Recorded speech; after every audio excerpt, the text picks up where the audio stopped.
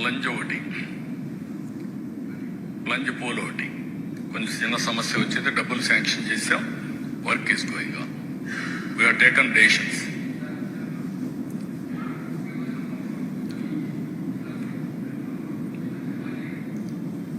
నేను ఒకటి కాదు, మీరు గుర్తుపెట్టుకోవాల్సింది, ఇబ్బందులు చాలా ఉన్నాయి. దిగమింగి అనునిత్యం రోజుకు 1 గంట అయినా నేను ఫైనాన్స్ లో కూర్చొని మాట్లాడుకుంటున్నాం. ఏ విధంగా చేయాలని ఆలోచిస్తున్నాం. అది కూడా ఒక రైట్ టైంలో మీతో మాట్లాడతాను. ఒక 11 సీట్లతో బుద్ధి చెప్పిన తర్వాత కూడా బుద్ధి మారకుండా ఏ విధంగా వీళ్ళు అడ్డపడుతున్నారో రైట్ టైంలో I will place before you with documentary evidence. అది ప్రజాద్రోహం. నేను ఆస్తులు తాకట్టు పెట్టడంలో, మద్యం ఆదాయాన్ని తాకట్టు పెట్టడంలో, కానీ ఒక క్రెడిబిలిటీతో ఎక్కడ కూడా సంక్షేమం ఆగకూడదు. అభివృద్ధి ఆగితే ఆదాయం తగ్గిపోతుంది. 2 బ్యాలెన్స్ చేయడానికి సమాంతరంగా తీసుకుపోతున్నాం. దాని మీద ఎన్ని ఆటలాడని ఆడుతున్నారు సార్. ఇప్పుడు మీరు ఈ 3 నిమిషాల్లో మీరు ప్రజలందరికీ మీరు ఏం చెప్పారంటే, ఏం కన్వే చేశారంటే, ఒకటి, మీరు ఎవ్వరే కానీ మిమ్మల్ని ఏమన్నా ప్రశ్నలు అడిగితే మీరు ఉపేక్షించరు. అది ఎవరు, ప్రతిపక్షమే కాదు, ప్రజలను ఉద్దేశించి కూడా చెప్పినారు, ప్రజలు కూడా అని అన్నారనమాట. రెండవది, మీరు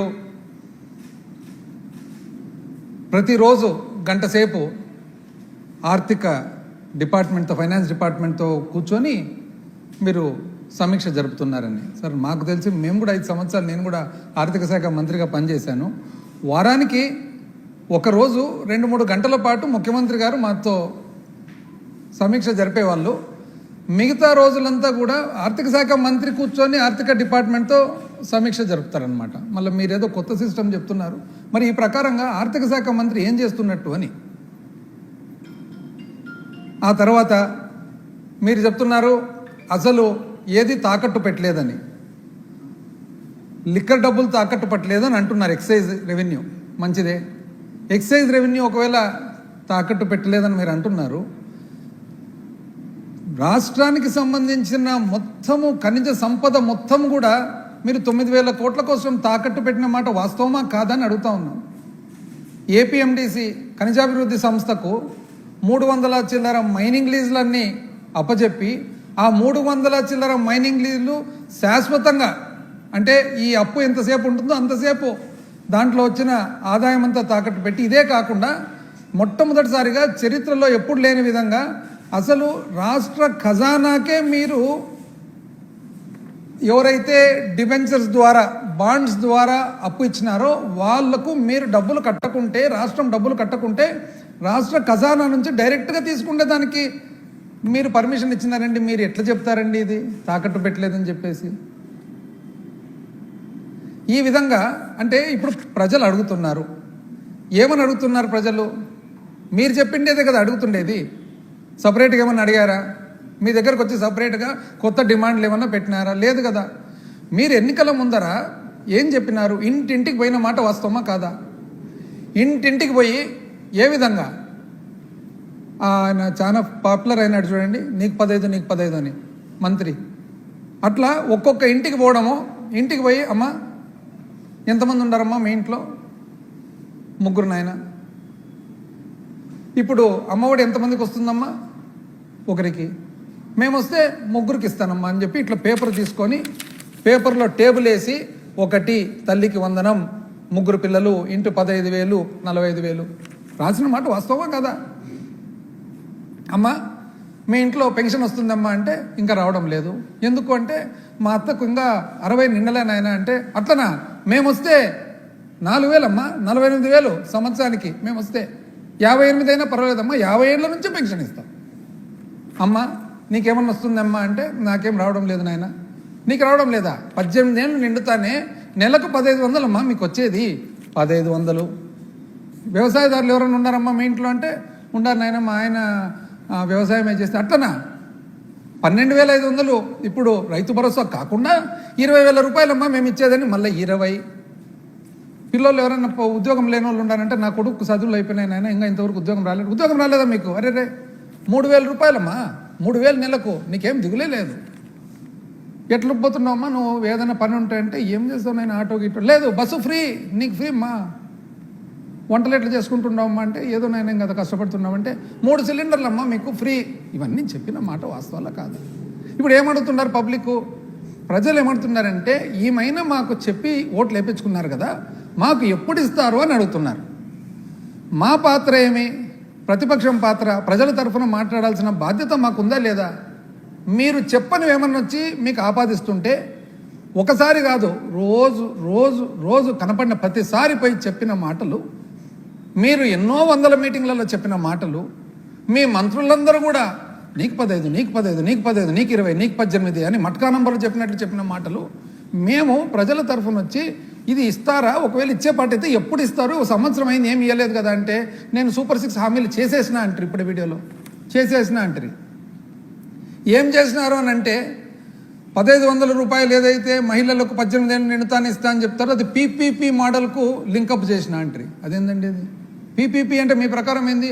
ఒక వ్యక్తి ఇంకో వ్యక్తిని చూసుకుంటాడంట ఊర్లో. అంటే ఒక వ్యక్తి ఇంకో వ్యక్తిని చూసేదానికి ఒక వ్యక్తి ఇంకొక మహిళకు 1,500 రూపాయలు అంటే ఏం బేసిస్ మీద ఇది? ఇంకోటి ఏమన్నా స్కిల్ డెవలప్మెంట్ ద్వారా ఉద్యోగాలు ఇచ్చేస్తారండి.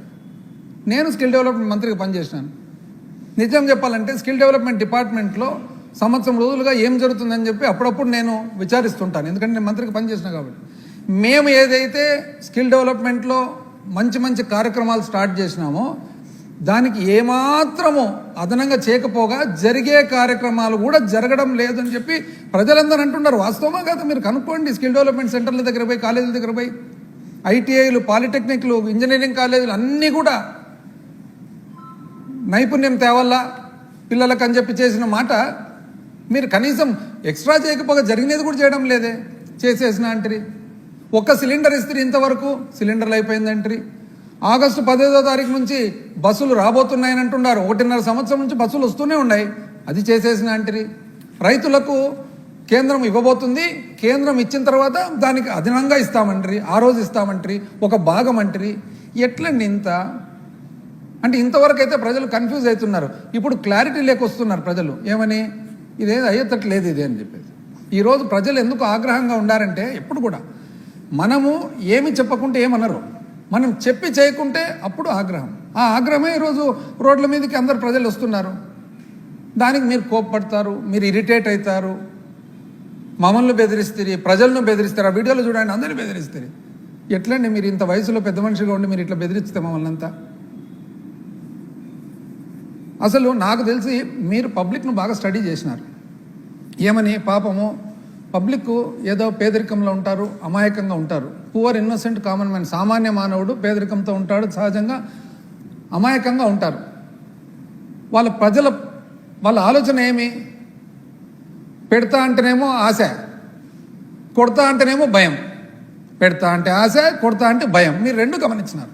అందుకనే ఎలక్షన్ ముందర పెడతా అంటారు, ఎలక్షన్ తర్వాత కొడతా అంటారు. బాగా నీట్గా స్టడీ చేసినారు.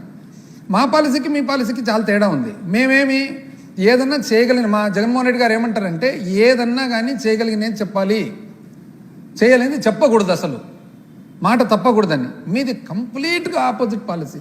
ఏదోటి చెప్పి గట్టెక్కాల ఫస్ట్ ఎలక్షన్లు. ప్రజలు చూస్తే అమాయకులు కదా పాపము, ఎంతైనా కానీ పేదరికంలో ఉండే తోళ్ళు. పెడతా అంటే ఆశ, ఏం చేస్తారు? అయితే ఇక్కడ ఏమంటే ఒకటి ధర్మ సందేహం ఏమంటే మనం ఒక బాధ్యత గల పొజిషన్కి వచ్చిన తర్వాత ఈ పని చేయడం కరెక్టా కాదా? ప్రజల అమాయకులు కదా, వాళ్ళను ఈ విధంగా మనం ఎక్స్ప్లాయిట్ చేయడం కరెక్టా కాదా అనేది మన ఆత్మసాక్షి మనం ప్రశ్నించుకోవాలన్నమాట. అసలు మీడియా అయితే ఇంతకుముందు వాళ్ళు కూడా చాలా, వాళ్ళ ఓపిక ఎంతో, కానీ మీరు చాలా అదృష్టవంతులండి నిజంగా. నాకు తెలిసి చరిత్రలో ఎవరికి కూడా అంత సపోర్ట్ రాదు. అసలు ఒక్కరోజు మాదేమన్నా ఒక్కరోజు ఏదైనా ఆదివారమో సోమవారమో సెలవు పడి లేట్ అయితే మా క్యాలెండర్ రాలేదు రాలేదు రాలేదు రాలేదు, అప్పు అప్పు అప్పు, శ్రీలంక శ్రీలంక శ్రీలంక. లేదండి ఇప్పుడు శ్రీలంక. మాకంటే ఎక్కువ చేస్తారు అప్పులు. కనపడడం లేదా మీకు? లేదా ఇప్పుడు రాష్ట్రం మీద ఆ చింత కానీ దిగులు కానీ ఆ తాపత్రయం లేదా ఇప్పుడు? అసలు 1.5 సంవత్సరం అవుతుంది, సంవత్సరం దాటింది, ఏమీ రావడం లేదే. ఈరోజు లేదా మాది ఒక రోజుకి ఏమైనా రాస్తుంటారు. Super 6 entry. ఏం మీరు చెప్పినది? ఒకటి యువగలం, ఇది సూపర్ 6. ఈ ప్యాంప్లెట్ పెట్టుకొని మొత్తం పచ్చగా 2024 ఎలక్షన్ల ముందర ఎక్కడన్నా చూడు ఇవే ప్యాంప్లెట్లే. ఏమది? యువగలం అంటే నిరుద్యోగులకు 3,000 రూపాయలు నెలకిస్తారు. వచ్చింది ఎవరికన్నా ఇంతవరకు? స్కిల్ డెవలప్మెంట్తో లింక్ చేయబోతున్నాం కాబట్టి రాబోతుంది, కాబట్టి అయిపోయింది. తల్లికి వందనం, ప్రతి ఎంతమంది పిల్లలు ఉంటే అంతమందికి 15,000 రూపాయలు. ఇప్పుడు 85,000 అప్రాక్సిమేట్గా పిల్లలు ఉంటే మీరు 60 చిల్లర కుదించినారు. ఏమంటే ఇది లేదు, అది లేదు, ఎలిజిబిలిటీ లేదు. ఆ రోజు మేము ఎలిజిబిలిటీ గురించి